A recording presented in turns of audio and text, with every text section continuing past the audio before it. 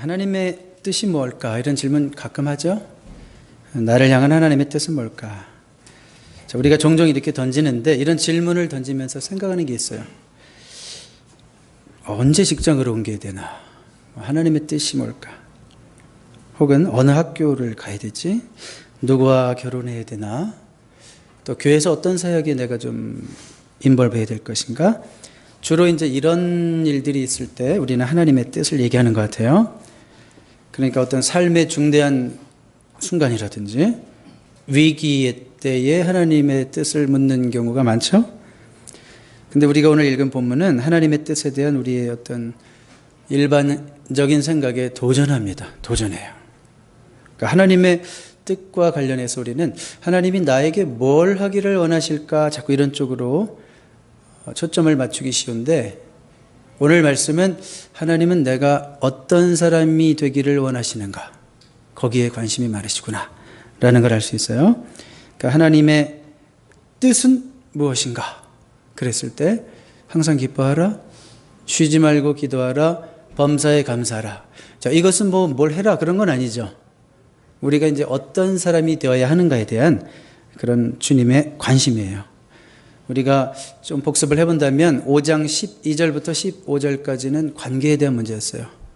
interpersonal relationship이죠.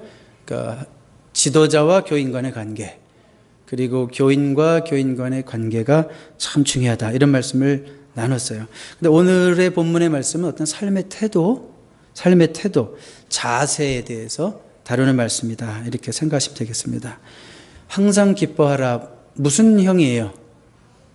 명령형이죠. 명령문이에요.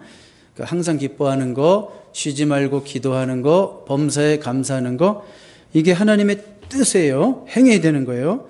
자, 그 이상하죠? 어떻게 기쁨을 명령할까? 감사를 명령할까? 자, 이건 그러니까 우리의 기분이나 감정에 대한 게 아니죠. 이 기분이나 감정에 대해서 뭐라고 할 수 없잖아요. 그렇다면 이건 뭘까? 이건 우리의 태도, 자세, 우리의 의지에 대한 명령이다. 이렇게 생각하면 되겠습니다. 근데 한번 질문을 또 해봐야 되겠어요. 제목을 생각해 보세요. 실천 가능한 명령일까? 그냥 기뻐하라 그러면 오케이, 기도하라, 감사하라 그러면 좀 우리가 마음 편하게 아멘 할 수도 있는데, 그 앞에 뭐가 붙어 있어요? 항상 쉬지 말고 never stop praying 이런 말들. 그 다음에 범사에 감사하라, 이런 말이 앞에 붙어 있기 때문에 야, 이게 과연 실천 가능한 명령일까? 이런 생각이 들어요, 안 들어요? 안 들으면 대단하신 분이고, 이런 생각이 좀 든단 말이에요. 그렇지만 누가 주신 명령이에요? 하나님이 주신 명령이라면 괜히 안 될 거 우리 골탕 먹이려고 주시진 않겠죠? 그러니까 그렇다, 실천 가능한 명령이다. 주님이 바울을 통해서 말씀하셨으면 실천이 가능하다, 이런 마음 가지고 우리가 이 말씀을 대했으면 좋겠습니다. 첫 번째 명령이 뭐예요? 우리 본문 펴놓을까요? 다음 스크린. 항상 기뻐하라. 자, 항상 해피한 기분을 유지하라, 이런 뜻 아닙니다. 어떤 분은 기질상 안 되는 분이 있어요. 원래 웃음이 없어요. 기질상 안 되는 분이 있어요. 되게 좋아도 한번 싹 미소 짓고 말아요. 그게 다예요. 자, 그러니까 항상 해피한 기분을 유지하라는 것도 아니고 늘 아드레날린이 과분비 된 사람처럼 막 흥분한 상태로 있어라, 그런 얘기 아니에요. 자, 뭘까요? 사실은 우리를 해피하지 않게 하는 일들이 너무 많잖아요, 주변에. 그렇죠? 그런 환경 속에서도 유지할 수 있는 뭔가를 말하는 거겠죠. 그러니까 기쁨이라는 것은 행복보다는 더 깊은 차원이다 라는 걸 생각하셔야 돼요. 행복이라는 말이 영어로 어떻게 돼요? happiness? happiness가 어디서 나온 말이에요? 원래 어원으로 따지면 happen. 일어나는, 우연히 우리 삶에서 막 일어나는 일들이 좋은 일만 일어나나요? 별의별 일이 다 일어나요. 그러니까 어떤 happening, 그런 어떤 일어나는 일들, 환경에 기반을 둔 게 행복이에요. 그런데 일어난 일들이 안 좋으면 행복할 수 없는 거예요. 근데 우리 인생 살아보니까 어때요? 좋은 일도 있지만 안 좋은 일이 더 많은 게 인생이죠. 그러니까 그런 환경에 따라가면 우리는 결코 행복할 수 없구나, 기뻐할 수 없구나. 그러니까 기쁨은 환경에 기반을 둔 게 아니라 행복이 환경에 기반을 뒀다면 기쁨은 관계에 기반을 두고 있어요. 관계. 누구와의 관계? 하나님과의 관계. 하나님과의 관계 속에서 세상이 어떻게 돌아가도 환경이 어떻게 돌아가도 내 감정과도 상관없이 흔들리지 않는 그 무엇, 유지할 수 있는 그 무엇, 그게 기쁨이에요. 그러니까 우리가 예수 그리스도와의 친밀한 관계를 모른다면 사실은 성경이 말하는 기쁨을 몰라요. 그렇죠? 그래서 우리 복음주의적인 그리스도인은, 복음주의적인 교회는 항상 뭘 강조하냐면 personal relationship with Jesus. 그렇죠? 개인적인 예수님과의 관계. 예수님을 만나셨습니까? 예수님을 체험하고 삽니까? Union with Christ. 예수님과 늘 연합한 삶을 사십니까? 왜요? 그런 데서 오는 기쁨이 있기 때문이죠. 근데 예수님과의 관계가 없다면 사실은 엄밀한 의미에서 그리스도인의 기쁨을 모른다. 그런 얘기죠. 여러분, 배가 흔들리면요. 배 타보셨어요? 배가 흔들리면 뭐가 생겨요? 배멀미가 나죠. 배멀미가 나요. 그런데 배가 막 흔들릴 때 배멀미를 줄이는 법이 있대요. 배가 막 흔들리면 사물이 다 흔들리는 거잖아요. 그렇죠? 막 사물이 다 흔들리고 이것도 흔들리고 그 흔들리는 걸 쳐다보면 우리 몸의 밸런스 시스템이 팍 깨져가지고 막 더 막 울렁거리고 구역질이 난대요. 그때는 뭘 보냐면 저기 멀리 움직이지 않는 고정되어 있는 사물을 그냥 지속적으로 바라버려요. 그러면 상당히 배멀미를 완화시킬 수 있다는 거예요. 그러니까 그리스도인이 기쁨을 유지할 수 있는 것도 그거예요.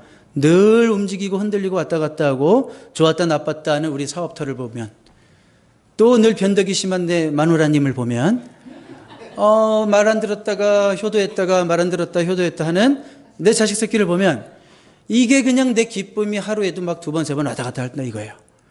자, 그게 아니라 우리는 언제나 누구를 바라봐야 되는 거예요. 영원히 변함이 없으신 흔들리시지 않는, 과거에도 선하셨고 힘들 때도 함께 하셔서 합력해서 선을 이루셨던 그 흔들리지 않는 변함없으신 하나님의 성품을 묵상하는 거죠. 하나님의 성품을 묵상할 때 지금 힘든 순간에도 결국 합력해서 선을 이루실 거야. 다 잘 될 거야.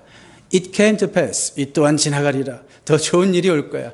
이 또한 지나가리라. 이 찬양이 갑자기 생각이 났네. 그렇죠? 그러니까 우리는 흔들리는 환경을 바라보는 게 아니라 환경보다 더 쉽게 흔들리는 여러분의 흔들리는 감정을 의지하는 것이 아니라 흔들리지 않고 변함이 없으신 여러분들을 사랑으로 인도하시는 하나님을 바라볼 때, 그 하나님의 성품을 묵상할 때 우리가 기쁨을 유지할 수 있어요. 이게 그리스도인들의 능력인 줄로 믿습니다. 예, 그러게 첫 번째 명령은 항상 기뻐하라 그거였고요. 두 번째는 뭐예요? 쉬지 말고 기도하라. 너무 잘 알아요. 잘 알지만 우리가 과연 이것을 실천할 수 있느냐, 그게 더 중요한 거죠. 쉬지 말고 기도하라는 말은 쉬지 않고 항상 24시간 무릎 꿇고 있든지 눈을 감고 있든지 손을 모으고 있든지 이런 말은 아니죠. 물론 이것이 기도의 한 형태입니다.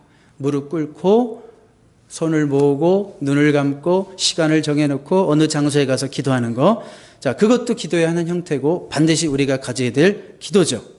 자, 근데 여기 쉬지 말고 기도하라라는 것은 그렇게 늘 기도 모드로 이룩하고 있으라는 게 아니라 하나님과의 어떤 지속적인 prayerful life, 기도하는 삶을 살아라는 거예요. 그냥 기도를 하지 않더라도 늘 하나님의 임재를 의식하고 지금도 하나님이 나와 함께 하신다는 생각으로 늘 하나님을 의지하는 마음, 매 순간 하나님을 의지하는 마음, 어디 있든지 무슨 일을 하든지 기본적으로 하나님이 함께 하신다, 하나님을 의식하는 그런 삶을 지속적으로 그냥 살으라는 거죠. 그냥 계속 입으로 말하지 않아도 뭔가 교통이 되는 거죠. 여러분, 제가 내년이면 살다 보니까 결혼 25주년이에요. 은혼식이라고 그러는데 뭐 특별한 행사가 있을지야 모르겠지만 어쨌든 여러분, 건강한 부부는 늘 소통하는 부부예요. 소통하는 부부, 소통이 잘 되는 부부. 자, 그런 면에서 우리 부부는 굉장히 건강한 것 같아요. 소통이 잘 되니까 척 말을 하지 않아요? 눈만 봐도 알죠. 그렇죠? 그러니까 커뮤니케이션이라는 것이 꼭 마주보고 앉아가지고 두런두런 이런 얘기하고 저런 얘기하고 풀어내고 막 이걸 말하는 거 아니에요. 말하지 않아도 통하는 게 있어요. 말하지 않아도 내 아내가 지금 저 옆에 있구나. 모든 일상 속에서 말하지 않아도 뭔가 소통이 느껴져요. 자, 그게 친밀한 부부의 관계죠. 기도하는 삶이라는 게 그거예요. 항상 기도한다는 것은 계속 이렇게 주님과 얘기하면 주님도 야, 잔소리 좀 그만해라. 웬 수다냐.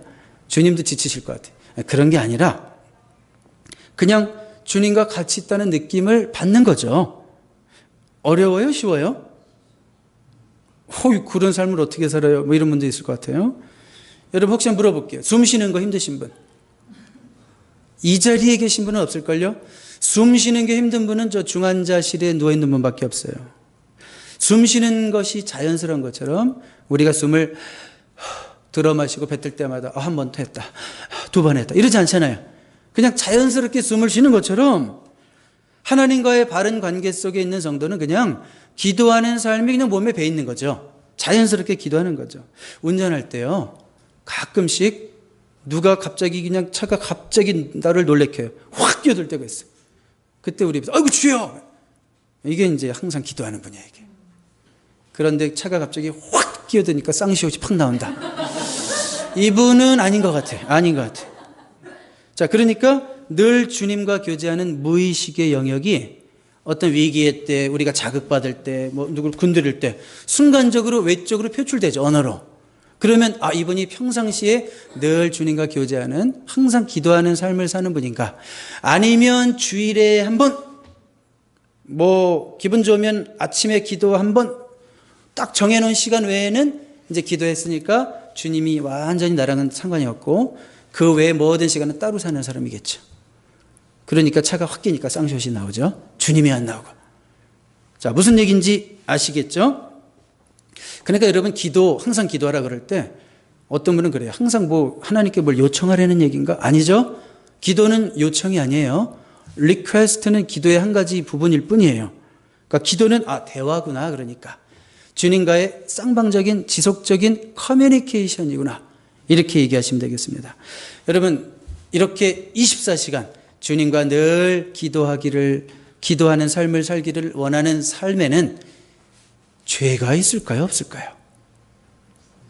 네? 더 이렇게 물어볼게요. 그런 사람도 죄를 지을 가능성이 있어요? 없어요?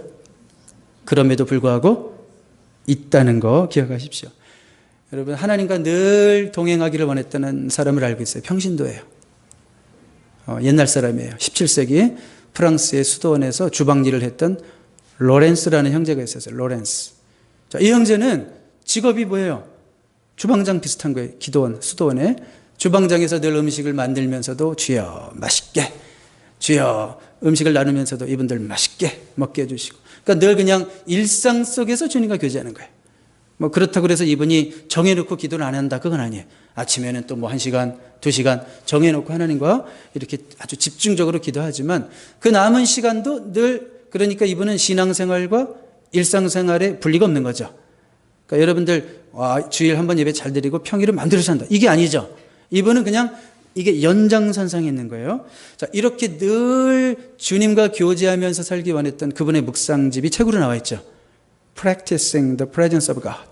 하나님의 임재 연습, 하나님의 임재 연습이라는 책으로 정말 우리 믿는 자들에게 스테디셀러가 돼서 읽혀졌는데, 이런 분이라면 죄도 안 질 거야.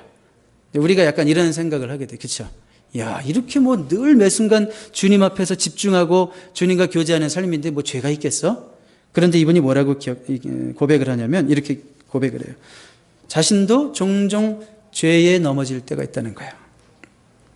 그런데 그때마다 하는 말이 있대요. 자기가 죄에 넘어질 때마다 이렇게 얘기한대요. 그러면 그렇지. 이게 나야. 내가 제일 잘하는 거지 이게. 그러면서 이렇게 하나님께 기도를 한대. 하나님, 당신의 도움이 없이는 제가 여기서 한 발자국도 더 못 가고 이거보다 더 나아질 수 없습니다. 저를 넘어지지 않게 지켜주세요. 다시 넘어지지 않게 도와주세요. 이렇게 기도하고는 죄책감 없어요. 하나님께 기도했어요. 죄책감 없고 다시 하나님과 친밀한 관계로 들어가는 거예요. 자, 무슨 얘기일까요? 자, 이렇게 하나님과 늘 교제하면서 살려고 하는 거룩을 추구하는 삶이지만 죄를 질 수 있어요. 인간은 죄성이 있기 때문에. 그렇지만 그 순간에도 주님과의 대화는 끝쳐져야 안 끝쳐져요. 여전히 주님과 대화가 있다는 거예요. 이게 하나님 자녀예요. 하나님의 자녀는 종이 아니기 때문에 종은 죄 지으면 주인한테 벌 받아서 매 맞아서 죽을까 봐, 심판받을까 봐 정죄의식에 떨죠. 근데 하나님의 자녀는 때로는 불순종하고 주님이 기뻐하시지 않는 일을 해도 좀 창피는 해요. 아이고, 하나님, 제가 이 수준입니다. 제가 이래가지고 어떻게 이 세상의 빛으로 소금으로 살 수 있을까요? 아이고, 주님 좀 도와주십시오. 제가 정말 더 주님의 좀 멋진 자녀가 되고 싶습니다. 이렇게 기도하고 툭툭 털죠. 툭툭 털고 하나님 잘할게요. 왜요? 아버지니까. 아버지 앞에서 뭐 한번 좀 잘못했다고, 성적 좀 못 맞았다고 아버지 앞에서 벌벌 떨고 그건 자녀가 아니에요. 비록 내가 못하고 실패하고 잘못한 게 있어도 주님 앞에 고백하고, 만일 우리가 우리 죄를 자백하면 저는 미쁘시고 faithful, 의로우사 우리 모든 죄를 사시고 우리를 모든 불의해서 깨끗게 하신다고 하셨으니까 바로바로 털어버리고 또 양심의 자유를 얻고 또 여전히 주님 앞에 기도할 수 있는 거. 자, 스크린 넘어가 버렸네요. 열심히 주님 앞에 기도할 수 있는 거. 그게 누구예요? 그게 하나님의 자녀란 말이에요. 그러니까 쉬지 말고 기도한다라는 것은 완벽한 perfection, 크리스천 perfection 그걸 말하는 게 아니에요. 우리도 여전히 인간이고 때로는 넘어지긴 할지라도 매 순간에 주님과의 교통이 끊이지 않는 삶, 그런 삶이 되시기를 주님의 이름으로 축복합니다. 자, 마지막 명령이 뭐예요? 범사에 감사하라. 자, 이것은 제가 여러 번 반복해서 말씀드리지만 모든 일에 대해서 감사하라는 말은 아니에요. 범사를 감사하라는 말 아니에요. 그러니까 for everything이 아니라 in everything이다. 영어로 보면 아주 더 정확하죠. 모든 일에 대해서 감사할 수 없어요. 악에 대해서 감사할 수 없어요. 악은 악이니까. 그러니까 뭐 우리가 질병 자체에 대해서 감사할 수 없는 거죠. 질병은 싫잖아요. 병 걸리는 걸 좋아하는 사람이 어디 있어요? 어우, 질병, 땡큐 이런 거 아니죠. 질병에 대해서 감사할 수 없고, 우리가 직장 생활하다 보면 같이 사람이 모여서 일하다 보면 갈등도 생기고 오해도 생기고 이상한 고객들은 항상 있어요. 그렇죠? 그런 사람들에 대해서 감사할 수 있어요? 그거 자체를 감사할 수 있어요? 하나님, 이런 사람 보내주셔서 진짜 좋으네? 이럴 수 없어요. 까다로운 아내, 힘들게 하는 남편 감사할 수 있어요? 그거 자체를 감사하라는 게 아니죠. 그렇지만 범사에 감사하라. In all circumstances. 질병에도 불구하고, 직장에 어려움이 있지만, 배우자의 문제에도 불구하고 감사의 이유를 찾을 수 있다는 거예요. 맞아요? 틀려요? 예를 들어 볼게요. 바울이 질병이 있었어요. 그 대사도가. 남들은 그냥 바울 옆에 가서 바울 옆으로 지나간 가고 막 바울 손만 잡아도 막 병이 났는데, 에베소에서 그런 일까지 있었는데, 정작 바울은 chronic disease, 아주 고질적인 병이 안 났어요. 만성병이에요. 그래서 바울이 평생에 걸쳐서 한번 3번의 집중적인 기도를 했죠. 3일 금식을 했을 수도 있고 40일 금식 기도를 했을 수도 있고, 하여튼 3번 집중적으로 기도를 했어요. 하나님, 내가 좀 더 효과적으로 힘있게 사역할 수 있도록 제발 이 병을 좀 물리쳐 주시고, 저 같으면 하나님 넘치는 체력을 주시고 막 이렇게 기도할 것 같은데, 그렇게 기도했어요.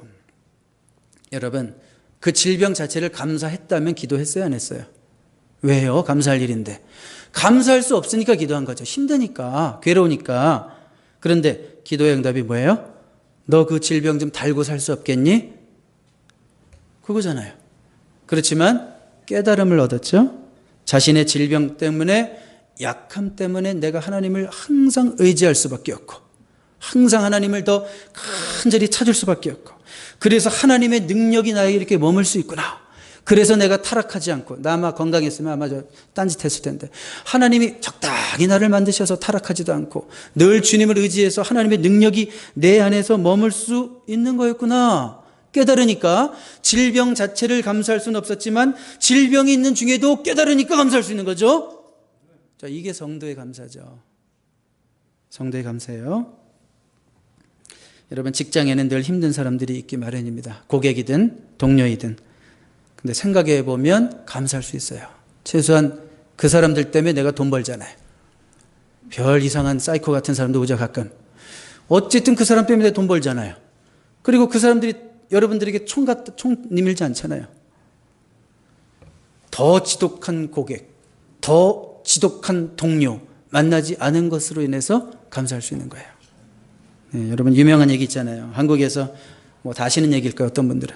한국에서 그 지하철을 탄 어느 목사님에게 아침에 말씀을 묵상하고 지하철을 탁 탔는데 범사에 감사라 은혜 받고 지하철을 탔는데 앞자리가 하나 딱 나왔어요. 역시 하나님이 말씀대로 사는 이 목사를 도우시는구나. 자리가 하나 나서 앉으려고 하는데 저쪽에 있는 아줌마가 잠깐 소리를 지르면서 가방을 미리 확 던지는데 거기 탁 올라가더래. 그러더니 막 이렇게 달려와서 그 아줌마의 전형적인 걸음으로 와가지고 그 목사님을 밀어내더니 자기 딱 앉더래요. 그 순간 목사님이 그냥 얼마나 기분이 나쁜지. 하나님, 내가 아침에 범사에 감사하라 이런 말씀을 묵상하고 났지만 어떻게 제가 이 순간에도 감사합니까? 그런데 갑자기 뭔가 번쩍하더래요. 마음속으로 기도했대요. 하나님, 저 여자가 내 아내가 아닌 것으로 인해 감사합니다. 그러니까 감사는 관점의 문제고 포커스의 문제예요. 감사는 내 환경에 따라서 요동하는 게 아니라 똑같은 상황을 맞이하지만 어떤 사람은 감사하고 어떤 사람은 불평만 한다. 그 무슨 뜻일까? 감사는 관점의 문제고 포커스의 문제다. 그렇죠? 여러분, think라는 게 think의 결과라는 거 우리가 늘 들어보는 얘기잖아요. think, 생각해보면 think하면 thank, 감사할 수 있다는 거예요. 캘리포니아에 산불이 너무 많아요. 최근에도 또 산불이 났어요. 뉴스에서 산불난 지역 주민들과 이렇게 인터뷰하는 내용들이 가끔 나오죠. 가끔 저도 볼 때가 있는데 이런 얘기를 해요. 어떤 사람이 집이 전부 불타버렸어요. 한순간에 날아갔어요. 그런데 뒷말이 더 중요해요. 그래도 감사한 것은 식구들 아무도 안 다쳤어요. 이거 보세요. 관점이죠. 포커스예요. 그 탄 재산을 보는 게 아니에요. 아니 어느 집은 불나가지고 사람이 2명씩 죽는데 우리 집 식구가 1명도 안 다쳤어요. 오히려 감사하는 거예요. 그러니까 감사라는 것은 관점이고 포커스다. 나는 감사할 조건이 없어요. 감사할 조건이 없는 게 아니라 믿음이 없는 거예요. 믿음의 눈이 없는 거예요. 그 상황을 바라보는 해석할 수 있는 믿음이 부족한 거예요. 요즘 예배당 우리 옆 건물에서 소음이 자주 들려와요. 밤낮 가리지 않고 갑자기 봉창 두드리는 것도 아니고 드럼을 쳐요. 갑자기 새벽에 기도하는데 갑자기 우다다닥 소리가 나요. 놀래가지고 기도하다 중단하고. 그리고 여러분들이 이제 주로 이렇게 예배 시간에만 오시지만 저 같은 경우는 이제 낮에도 와서 좀 기도하고 책상보다는 여기 와서 기도가 잘 되니까 조용히 기도하고 묵상하려고 하다 보면 아니나 다름없이 또 음악을 막 베이스를 최대한 올려가지고 음악을 올리면 웅웅웅웅 거려가지고 기도가 안 돼요. 그럼 짜증이 나요. 막 성질이 나요. 한번 싸웠어요. 사실 싸운 건 아니고 막 따졌어요. 매니저한테 작년에는. 올해는 그런 일이 없지만 근데 말을 안 들어주더라고요. 이렇게 좀 제가 좀 따지는 식으로 얘기하니까. 그래서 감사의 마음이 순식간에 확 사라져요.